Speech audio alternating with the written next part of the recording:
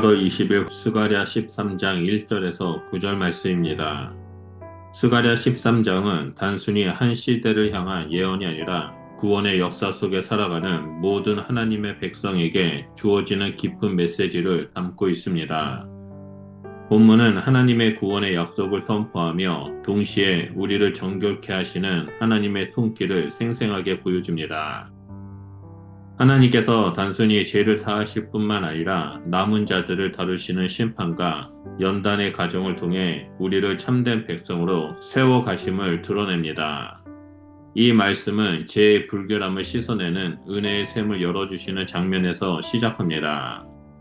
그러나 거기서 멈추지 않고 우리 삶 속에 뿌리 깊게 자리한 거짓 예언과 우상들을 철저히 제거하시는 하나님을 보여줍니다.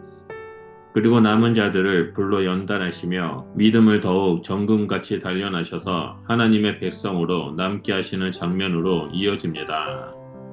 오늘 우리가 이 말씀을 대할 때 단순히 과거 이스라엘의 사건을 바라보는 것이 아니라 지금도 여전히 우리 삶 속에서 역사하시는 하나님의 구원의 은혜를 깨달아야 합니다.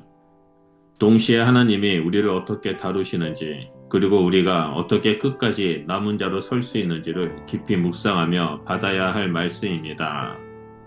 본문을 살펴보면 첫 번째로 1절에 죄와 더러움을 씻는 셈이 나타납니다. 그날의 죄와 더러움을 씻는 셈이 다윗의 족속과 예루살렘 주민을 위하여 열리리라. 이 말씀은 단순한 시적인 표현이 아니라 장차 올 메시아의 사역을 가리키는 분명한 약속입니다. 스가랴 선지자는 다윗의 후손으로 오실 메시아가 십자가에서 흘리실 보혈을 통해 죄인을 정결케 하실 것을 미리 보여주고 있습니다. 인간은 스스로의 노력이나 반복되는 제사로는 결코 죄의 문제를 해결할 수 없습니다. 구약의 제사 제도는 그리스도의 십자가를 가리키는 그림자였을 뿐이며 참된 해결은 오직 하나님이 준비하신 은혜의 셈, 곧 예수 그리스도의 보혈에서만 이루어집니다. 예수님의 피는 단순히 한 시대의 백성만이 아니라 모든 시대를 살고 있는 하나님의 백성을 위한 영원한 정결의 근원입니다. 이 셈은 언제나 닫히지 않고 열려 있으며 누구든지 그 앞에 나오는 자는 깨끗함을 얻습니다. 목마른 자가 물을 찾듯 죄와 더러움에 짓눌린 인생이 그리스도의 십자가 앞에 나아올 때 그 은혜의 샘은 끝없이 흘러넘쳐 그를 정결케 하고 새 생명을 얻게 합니다. 둘째로 2절에서 6절을 보면 우상과 거짓 예언의 제거가 나옵니다. 하나님은 단순히 우리를 정결하게 씻기시는 데 그치지 않으십니다. 하나님은 죄의 뿌리와 근원을 철저히 뽑아내시며 거짓과 불의의 흔적이 다시는 살아남지 못하도록 하십니다. 본문은 땅에서 우상의 이름이 완전히 끊어지고 거짓 예언자들이 더 이상 설 자리를 얻지 못하게 된다고 선포합니다. 이는 단순히 외적인 종교 행위를 금하는 수준이 아니라 하나님께서 공동체 전체를 새롭게 하시겠다는 강력한 의지의 표현입니다.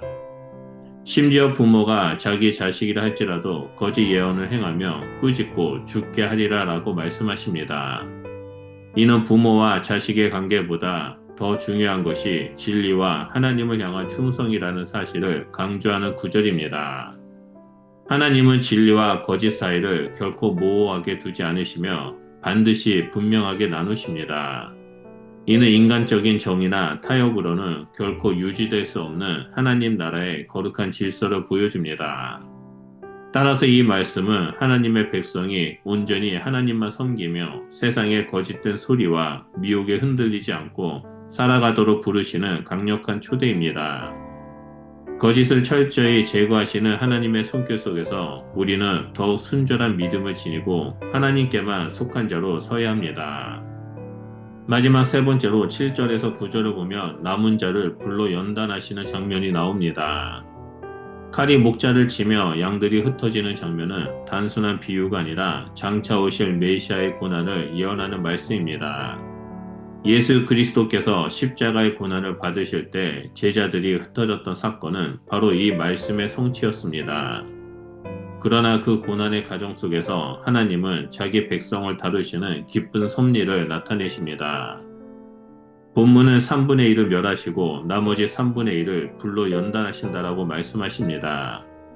이는 하나님의 백성 가운데서도 참된 믿음을 가진 자와 그렇지 않은 자가 구별될 것임을 의미합니다.